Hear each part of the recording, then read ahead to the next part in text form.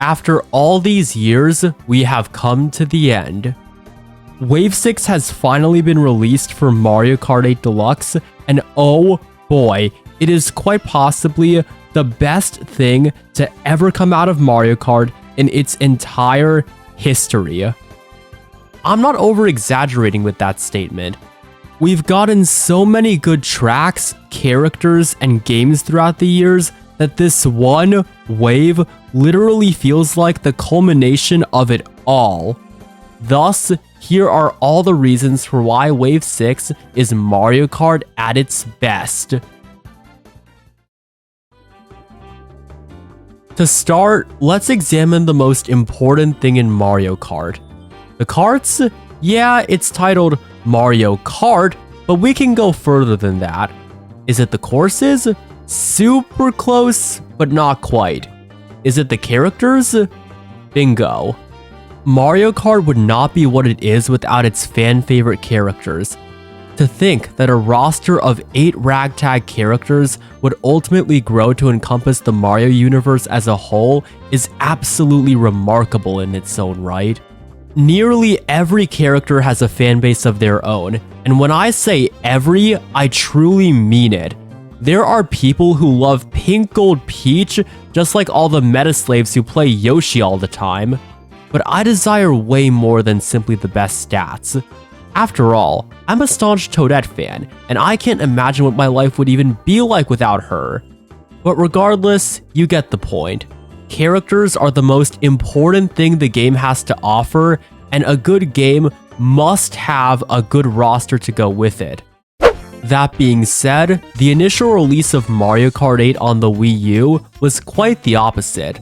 While some fan favorites were brought back, the same couldn't be said for so many others. Characters like King Boo, Dry Bones, Diddy Kong, and the legendary Funky Kong were all wiped out in one fell swoop. Even Kamek was cut despite being heavily considered for Mario Kart since the SNES days. And what replaced these beloved characters were either obnoxious clone characters or the Koopalings. The rationale for adding in these characters also felt incredibly flawed. For instance, Pink Gold Peach was added to give the roster another female heavy, yet they never considered Honey Queen. There was also the fact that Bowser Jr. wasn't even added alongside his Koopaling brethren. All in all, the original 8 roster felt incredibly lackluster and super redundant when it came to character picks. Later on, while the Wii U DLC did add more to the roster, it still inherited the same flaws as before. The only notable one to return was Dry Bowser, with the rest being clones or crossover characters.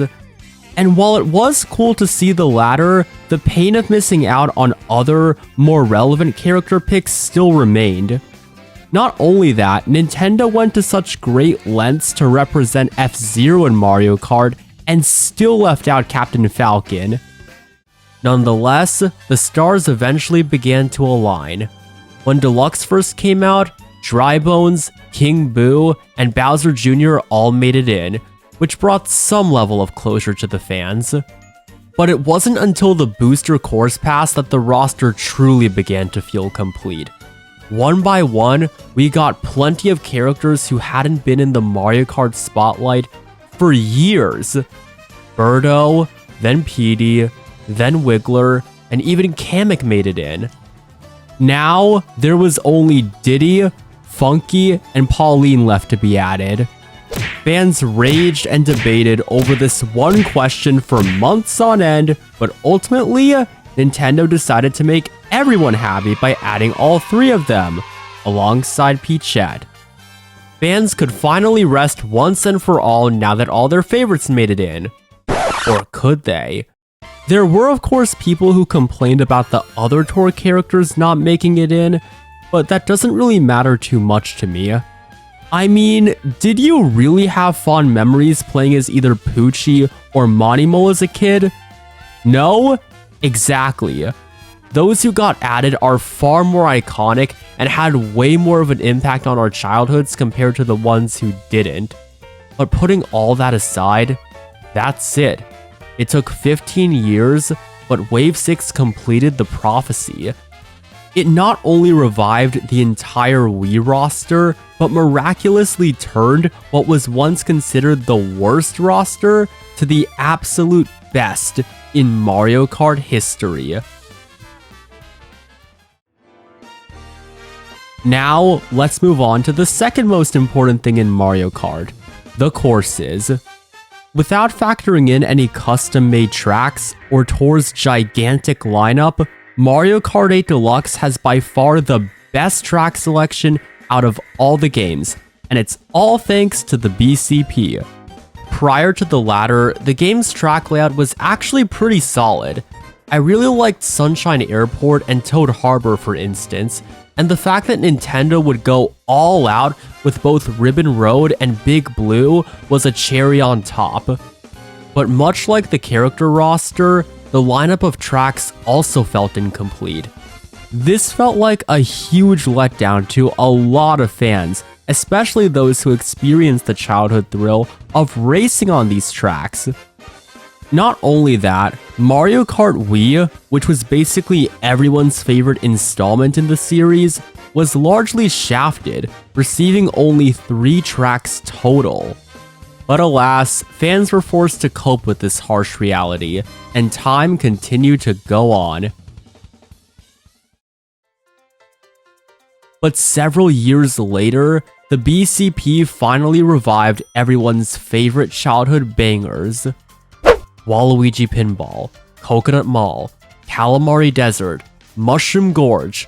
One by one, Nintendo was finally giving the fans everything they had wanted.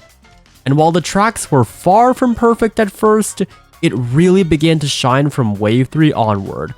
3DS Rainbow Road was back. A lot of the Tour Nitros and City tracks actually began to feel appealing for once.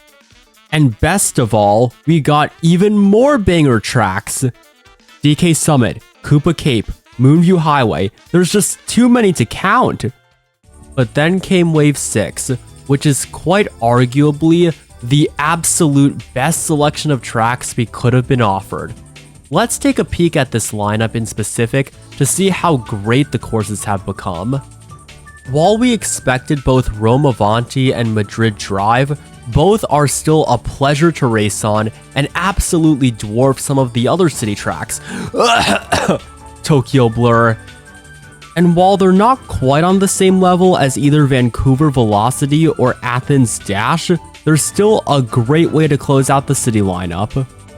I really love the underwater ruin aesthetic of Piranha Plant Cove. It's literally Thwomp Ruins, but way, way better. Not only that, if I had to pick which Piranha Plant themed track is the best, I would definitely go with Cove. It's by far the most realistic and heavily detailed track out of the bunch. Nuff said. DK Mountain is freaking back. I'm so happy we got this over Dino Dino Jungle, because now, literally everyone can relive their memories of getting Mario Karted on the bridge. Then, we have Daisy Circuit. Some fans are mad that yet another Wii track got in over Mushroom Bridge. But to me, this track is absolutely incredible. The sunset? Breathtaking. The statues? Romantic. And the music? I don't think I even need to explain. This has officially dethroned Yoshi Circuit to become my new favorite circuit track. Oh boy, Rosalina's Ice World. Some people hate it for killing Piranha Plant Pipeline, but personally, I think that was the right thing to do.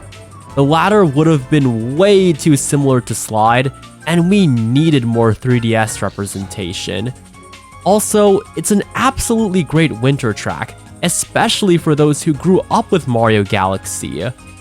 SNES Bowser's Castle 3. It slaps.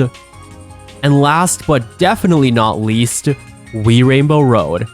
Honestly, I can't think of a perfect ending track other than this one. This track is as beautiful as ever, the remixed music makes it even better, and on top of that, it really makes things come full circle.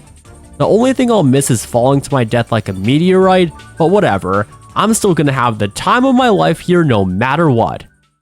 So, through all of this, while the previous waves were great in their own right, Wave 6 was the best way to end it all off.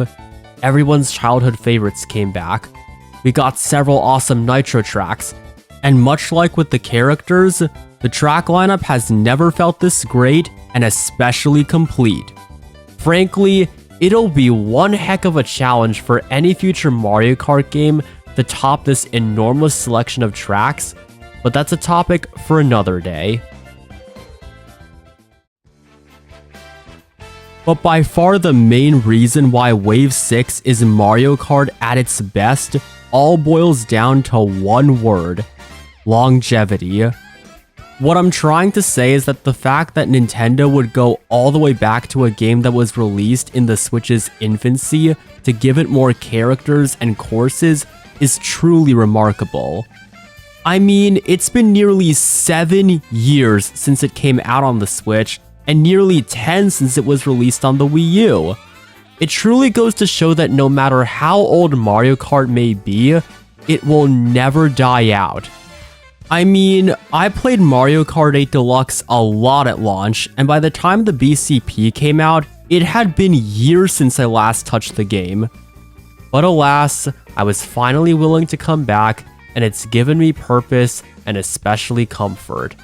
Additionally, it helped make Nintendo's most successful game even more successful, to the point where fans around the world will forever remember this game for decades to come. And all of that simply wouldn't have been possible without Wave 6 and the BCP as a whole.